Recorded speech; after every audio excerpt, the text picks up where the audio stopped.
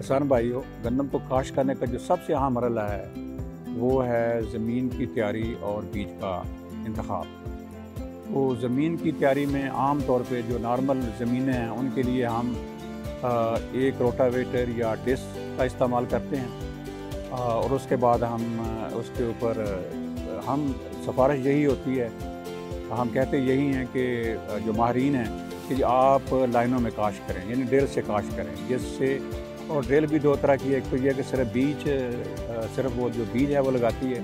कुछ ड्रिल इस वक्त ऐसी भी मौजूद है कि जिसमें वो खाद भी साथ लगा देती है, जिससे आपकी खाद भी बचत होगी, क्योंकि खाद बहुत महंगी है। तो अब आपने देखना है कि आपकी ज़मीन आपने जो है ये किस तरीके से छट्टा करके गंदम लगानी है या आपने लाइनों में काश्त करनी है ड्रिल से। हम सिफारिश करते हैं कि आप ड्रिल से काश्त करें, जिससे आपकी पौधे आपकी पैदावार भी बेहतर होगी, आपकी जो है बेहतर तरीके से बीज भी बचेगा और आपका जो है खाद भी बचेगी। तो उसके बाद दूसरा है कि आपका बीज कौन सा इस्तेमाल करना है। तो बीज का इंतखाब बड़ा अहम है।